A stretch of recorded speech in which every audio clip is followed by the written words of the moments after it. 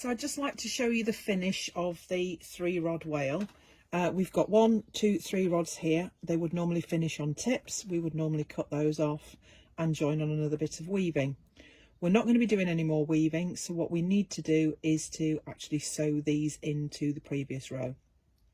So finish, so you've got a little bit of room on all 3 of them, and then this one would normally go in front of 2 behind that one there. Instead of going to go behind, I'm going to pull these 2 out of the way and I'm going to sew it into the row underneath. So where it would normally go behind, it's going to get sewn into that row, and I'm going to pull that through. Then this would be the next to go. So again, in front of 2 behind 1, it would normally sit behind that one there, but instead of sitting behind, what we're going to do is to sew it into the row below. And I'm sewing it in on the left, this side of the main rod. Pull that through, and then the same with the last one in front of 2 behind 1, and pull that through. What that gives us is a nice finish to the weave. It means we've got no sticky out bits at the top, and it means that we can then border that off for some of the crowns, or we can add on some of the castellations.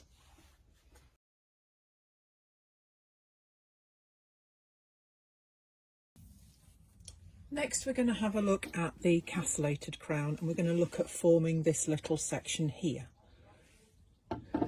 So if we go back to the rods that we cut earlier, these were the rods, the withies, the tips of the main rods that we had here. And we're going to use those for this next section. We're going to use 2 rods per castellation. So each of these has got 2 rods in. And what you're going to do is to cut a slight cut or a sloping cut on the end of this. We can then insert that on the right hand side of one of our uprights, and if we can go all the way down, that's brilliant. We're then going to make a positive kink into that, and then that's going to enable us to start our weave. So really easy weave, just go round, and I'm holding this main rod to stop when I pull round this rod from coming too far in. And go round, back out the other side, so it's a figure of 8 weave, round again, back out the other side, and I'm just going to keep going round, figure of 8, being mindful that I don't want these 2 to close up as I'm going, so I'm trying to hold them apart. The actual going round first of all before you weave enables this section here to flatten off and gives you a nicer, more finished, more considered corner. So we're going to work that to the tip, and you can decide how tall you want your castellations to be, but I think 2 of these work perfectly for me. And to finish that off, I am just going to sew it into the previous row. A little bit of room, get in there, and I'm just sewing behind that one. You don't have to, but I just like to make sure everything's really tight and finished off. Now I'm going to put another rod in. I put the first rod in down this side, so I'm going to put the second rod in down this side.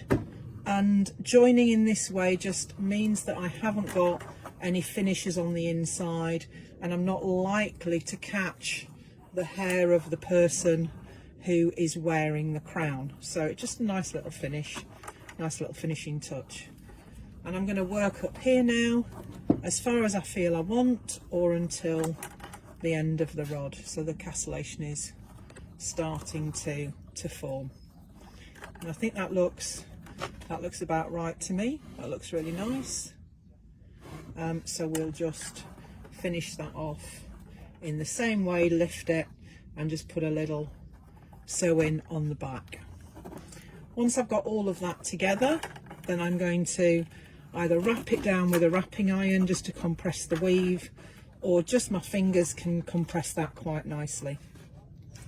I want to finish the top off, and if I show you on this one, what I've done is I've bent this side, and I've bent just before the other rod, and I've crammed it down into there, and then I've cut that one off. So I'll just show you how that's working. So I'm going to put my thumb into there to bend that one across, and then I'm not bending exactly where the rod is or at the left hand side, I'm bending a little bit further back. a little bit difficult to see, but it enables me to, just cut that a little shorter so you can see, it enables that rod to sit on the inside. If I didn't cut it that little bit shorter, it would be nudging things out the way. So about 1 inch down, I'm going to put a sloping cut on there, and then I should be able to insert that to the left of that rod, and with a bit of welly, I should be able to push that in. Apologies that my fingers are in the way, but I just need to give it a bit of love. It's just popped through at the front there, so I'm going to ease it back out again and just check in where it's going in. This is where a bodkin's really quite helpful, but what's not helpful is I left my bodkin in the van before I started filming, so I'm just going to put a fresh cut on the bottom of here and see if that will go in. And if not, hey ho, I'm going to have to go and do another video. Brilliant, I think I've got away with it. So I've got that inserted down there. I'm just going to make sure it's nice and level, and then I'm going to cut off the other one. So I've got the castellation forming on here. I'm going to go round and I'm going to castellate 2, then a gap, then 2 more, then a gap. So you need to think about your spacings, you need to think about your numbers to work out how many of these that you can actually achieve on your crown. So have a think about that before you produce your jig.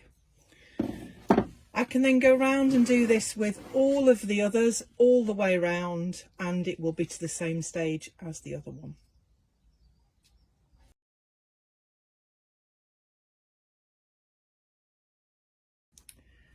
So I'm going to have a look at the Blancmonge style hat, for want of a better phrase, first of all.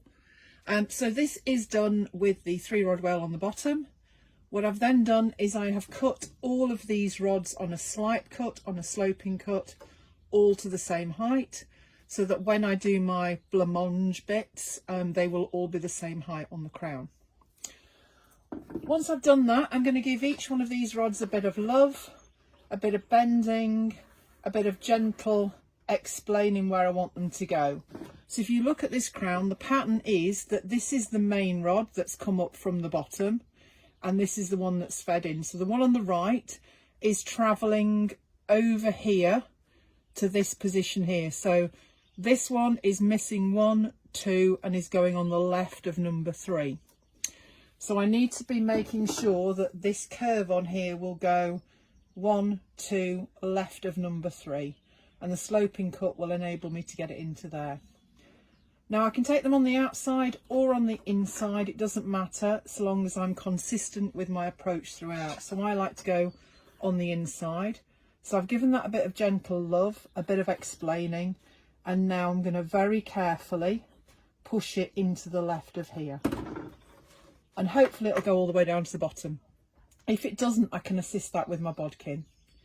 I'm going to take my next one, and after having given it a little bit of love, 1, 2, and on the left hand side of number 3. And again, use the bodkin if you need to push that down. I'm going to work the same pattern throughout all the way around, giving a little bit of love, missing 2.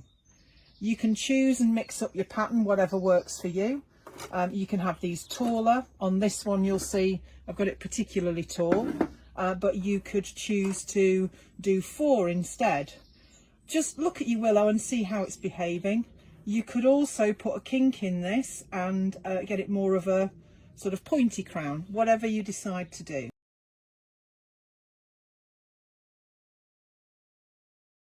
I'm now going to have a look at the circlet and look at the finish, the top section of this.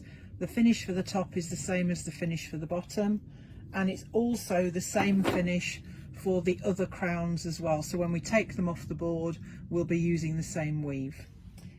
I've gone round and I've looked at the width of my rod, and I've estimated that width, and I've kinked down to accommodate that width of rod underneath each one of these.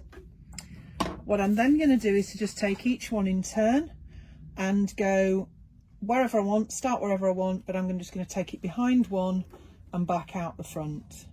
Take the next one to the right, behind one and back out the front. The next one to the right, behind one and back out the front. I'm just going to simply continue with that same weave all the way around, laying down each one individually. And because I've pre-kinked, I've got that space for those rods to sit into. So I'm just going to whiz round and hopefully get all of these in. It's been one of those days today where all I've got in the background is shouting and aeroplanes, so hoping that I whiz round quick enough before the next aeroplane comes, which is a bit unusual. We don't normally have aeroplanes here, but there we go. So last three. This one, you've got to imagine that that one is stuck up and will go behind there. Now this one wants to get fed into here. It's quite difficult to do that without kinking it, so embrace the kink. And what I'm going to do is it's going to go behind there. So where it's going to go behind, I am deliberately going to kink. I know it's going to kink, so I might as well make it kink in the right place for me. I'm going to cut this a little bit shorter just to enable me to get into there. And the biggest gesture I can do, I don't want to be faffing about too close. I want to be just into there and push it through in there, and that kink will disappear on the inside and you would never know that it was there. I'm then going to go round and trim all of these all the way around,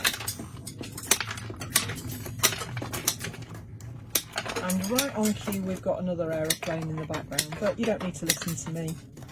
Hopefully the birds will start singing again.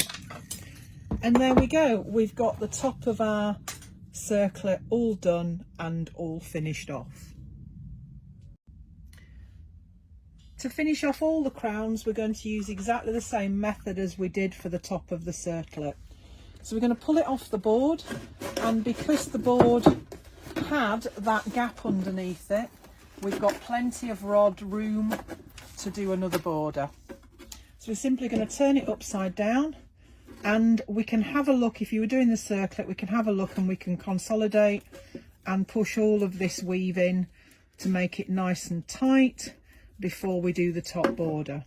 But we would bend these down in exactly the same manner, imagining that there's a rod gap and putting that bend in.